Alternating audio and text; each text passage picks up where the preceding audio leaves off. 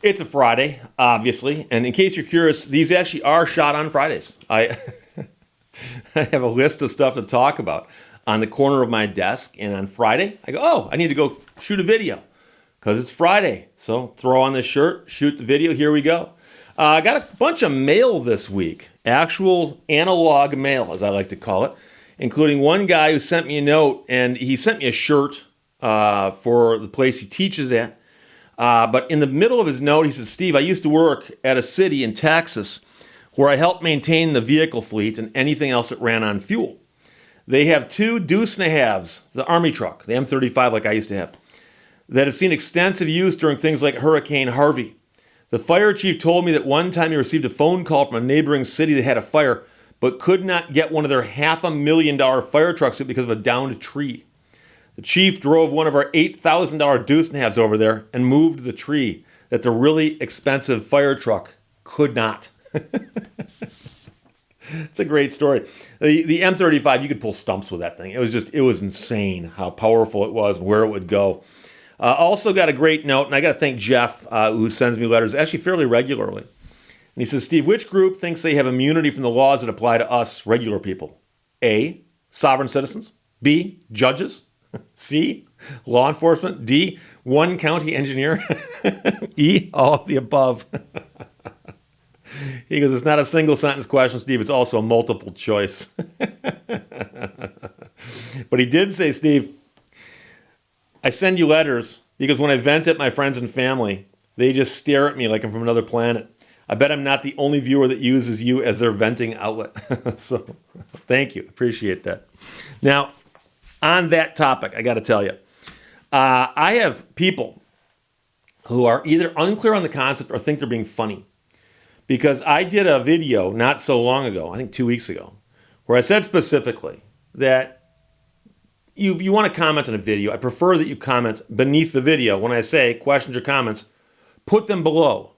Put them below is describing putting a comment below the video on YouTube.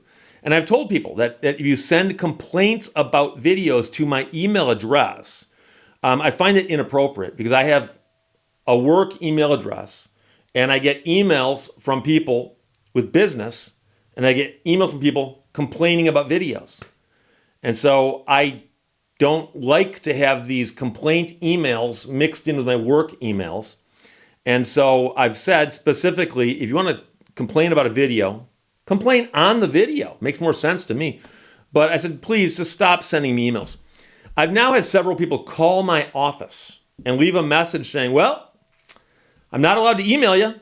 Guess I better call you then. Ha, ha, ha. And I know you think that's funny, but it's not. And so the weird part is that I've gotten 3 of those in the last week.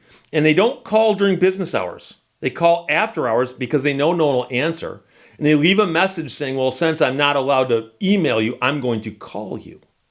And obviously, I'd assume that somebody who calls after hours to do that knows that if they ask me, I'd say, yeah, I'd prefer that you not call my office either. So just so we're clear here, just so we're clear here, please don't call my office to complain about a video. That's more annoying than emailing me about a video. Okay? There you go. I did the video where I mentioned that I got this license plate sent to me. And this is in the language of Thai. And there's an up arrow on the back. And the guy sent me a note explaining about how he's stationed there right now. And several people sent me notes saying, Steve, phonetically, that license plate is as close as it could get in that language to Lehto's law. But it translates roughly more as Lehto law. And I think it's because of the way that either they don't have the letter S in their language the way we do or something like that, but it's Lehto law. But it's as close as it can get. The same way that my Karma license plate is as close as you can get in Michigan to a rendering on a license plate for the Finnish word that would have umlauts over it. Since you can't have the umlauts, that's close, but not perfect. So I had 5 or 6 people, including one guy who wrote to me and said, Steve, I speak Thai. So does my wife, who's a native speaker. And she said that rendering is as close as it can get in that language. I actually had a guy comment on the video. And he said, Steve, The license plate is wrong. It's wrong because Lehto's law is plural and Lehto law is singular. And therefore, your license plate is wrong. And he said, I don't know if he said he's fluent in it or he knows somebody who is, but he said, but the license plate being singular versus being plural is wrong. And I wrote him back and I said, or I commented back and I said, Lehto's law is singular. It's possessive. It's possessive. It's not plural. And he wrote me back and he commented back and he goes, no, Lehto's law, Lehtos, plural. That's plural. And so I wrote and I said, you understand that plural means more than one. I've got one apple. I've got two apples. 3 apples, 4 apples. The 2, 3, and 4 are all words with the S on the end to indicate more than one. But one apple is singular, 2 apples is plural. One Lehto is singular, 2 Lehtos, like me and my brother, is plural, 2 Lehtos. However, whose car is that? Oh, that's Bob's car. Is Bob singular or plural? Oh, he's singular. That's Bob's car. Why is it followed by an S? It's possessive. B-O-B apostrophe S. That's Bob's car. That's possessive, but he's singular. This guy writes back and he goes, Steve, Lehtos is plural. He said, I even went and looked at your website, LEHTOSLAW.com, Lehto's Law. That's plural. Like, he thinks that I've been using the name Lehto's Law. Ready for this? For 30 years and didn't realize that it was plural. Because the name Lehto's Law goes back to a radio show I did about 30 years ago. And every place it's rendered in print, it's Lehto apostrophe S. It's possessive. Lehto's Law, my law. What would it mean, Lehto's Law, plural, is only one host? What would that even mean? Me and my brothers have a show, but they never show up? But the guy said the plate is wrong because Lehto's Law is plural. And I said, you can look at the logo, the icon for the channel, Lehto apostrophe S. It's right there. That's the logo on the low-flying owl sign. There's an apostrophe following the O and before the S. It's possessive. And the guy kept arguing, no, it's plural, it's plural, it's plural. I get the impression that some people don't know what possessive and plural mean. And for that, I apologize. But I think the explanation is simple enough. If there's one of something, it's singular. If there's more than one of something, 2, 3, or 4, we're usually talking whole numbers, it's plural, more than one. And something that is identified with or belongs to something else is possessive, and then you put the apostrophe S. Now, I'll admit that some things do get confusing, especially if the word ends with S, right? So if you go bass fishing and you catch 2, is it 2 basses or is it 2 bass? So once in a while they'll actually say, well, it's non-standard and we'll just go with the 2. But and you say the same as if it's singular.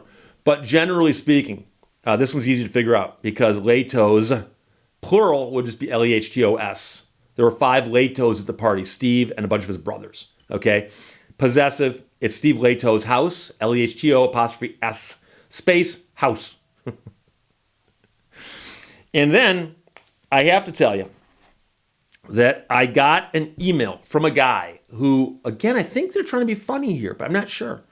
But I got an email from a guy who says, Steve, I'm disappointed, which, by the way, I've already told you that if I even read beyond the phrase that you're disappointed in me, you're lucky, because I generally stop reading when I see that. But a guy said, Steve, you recently mentioned in a video that you got a bunch of T-shirts back there off camera that you rotate through on your show, and that you've got a bunch of T-shirts that you've retired. And I said I may have 1,000 T-shirts. I'm not sure. I've never counted. But I know there's 200 right there. In fact, I added 5 this morning that I got in the last couple of days in the mail. And he goes, I am disappointed in you that you don't do the right thing and take those T-shirts to Goodwill and give them to somebody who can use them. I'm disappointed in you for the fact that hasn't, like, he's calling me greedy because I won't give the shirts away. So I wrote him back. And I thought, well, I guess I can kind of see his point. But I said two things. And by the way, one of the things I was not going to announce publicly, but I guess I have to now because I've painted myself into this corner. But I said, number one, the bulk of those shirts were gifts. Some of them are mine. I paid for some of them myself. But the bulk of the shirts were gifts. People said, Steve, here's a gift. Please wear it on the show. When someone gives you a gift, I don't know that they automatically mean, here, Steve, wear this in the show once or twice and then give it to Goodwill. I'm not sure that that's appropriate. I'm not sure. I have to think about that some more. But number two, I actually was looking at the logistics of doing this. And one of these days, and I'll pick a special occasion, but one of these days, I've decided I'm going to pull all the shirts out of storage because I have them all. They're in big plastic tubs. They're preserved, okay? And I'm going to pull them all out of storage. And I'm going to wear each one time before repeating a second shirt to see how far it goes. Because I'm pretty sure it'll go past 1 year. It might take me 2 years. But I might do it just for the fun of it, to see how long it would take for me to wear each shirt one time before having to go, okay, I'm out of shirts now. I'll have to start over again. And I think that might be a fun little experiment. So you might say, Steve, but people who are going to send you shirts might not want to because the shirt won't get on. No, I would wear a new shirt right away.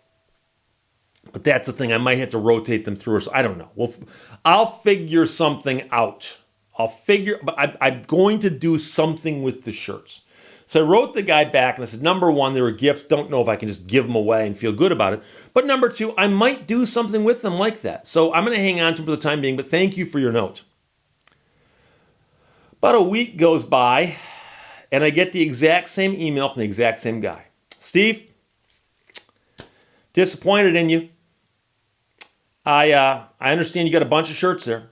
And it's the same email, which I responded to. So I cut and paste my response from before and said, but isn't this the same email? Like, didn't you already send me this email? Losing my mind. I hit send and returned that email to him. Another week goes by. I got it a third time. I got it yesterday. Steve, I'm disappointed in you. Got all those shirts. You said you got a couple thousand maybe. Take them to Goodwill. I don't understand why you don't do that. So I wrote the guy back and I said, I know you think this is funny. Just keep sending me the same email. Because some people, I've actually had people tell me, I'm trying to be funny. And it's like, no one's laughing. It ain't funny. And if you got to tell me it's a joke, it's not funny. I wrote the guy back and I said, I know you think this is funny, but it's the third time you've sent this email. It's the third time I've responded to it. I'm just going to block your email from now on so that you can know that in the future, emails sent to me from this address, I won't see them, go straight in the garbage. And I hope it was worth it for you to crack what you thought was a joke by sending me the same email 3 times telling me how disappointed you are in me because I don't give away my t-shirts. I don't know. But he said he's disappointed in me 3 times. And then finally, I got a cryptic fax. I got a fax. Yes, I've got a fax number. 556-4456. And I jokingly said a while back, I said, if you really want to go old school, you can fax me a note. I have no problem with you faxing me a note. I don't care. It's not the same as calling me at work because so few people fax me. Someone faxed me a note and said, Steve, I've been trying to get a hold of you. I've sent you emails, I left voicemails and all, and they've allegedly done all these things to contact me to find out if I got the package of food they sent me. Now, here's the thing. I have a P.O. box at the end of the video. It says, all correspondence send here. Once in a while, people send stuff to my office, and I've told them not to do that, but they do it anyways. But I'm going to let you know right now that if you send me food, I will not eat it. I'm sorry. It's just a rule I have regarding safety. And if you saw the emails, comments, hate mail that I get, you'd understand that I shouldn't be eating stuff people send me. And so I apologize if somebody, out of the goodness of their heart, actually with good intentions, mailed me some food that they thought might be wholesome for me, because I won't eat it. But I never saw the package this person was referring to. They described it to me. They said, well, I sent you a package that looked like this. But I went and looked for their emails, can't find them. Went and looked everywhere else. They said they'd contact me, couldn't find anything. So I'm not sure if that fax was intended as a joke or not. It may have been, I don't know. But I thought this would be a good opportunity for a public service announcement, and that is, please do not send me food. I've had other people send me food. But if I know you, that's one thing. But if it's literally a box that comes all taped up with magic marker on it, Steve Lehto, P.O. Box 168, Atlas, Michigan, 48411, and I open it up and there appears to be like homemade food in there, I'm really sorry, but I'm not going to eat that. And I know that some people are going to say, Steve, that's so rude of you to say that. Well, I have a choice here. I could not tell people, and when it comes, I could throw it away. Or I can tell you this up front and let you know I've got this phobia about stuff being sent to me by people I don't know, saying, please put this in your body. And so rather than having you send me stuff and waste your time and effort on it, I thought I'd make this announcement and let you know this. And I think it's a reasonable thing. I think it is. And if you think it's unreasonable, comment on the video below and maybe I can tell more details in the future. But if you saw, again, the correspondence that I see, the vast majority of it is fine. 99.9% of all the emails, comments, and everything I get are absolutely fine. It's the outliers that would make you think, okay, I wouldn't eat stuff from strangers either. So there you go. That's it for this Friday. Have a great weekend, and I'll see you later. Bye-bye.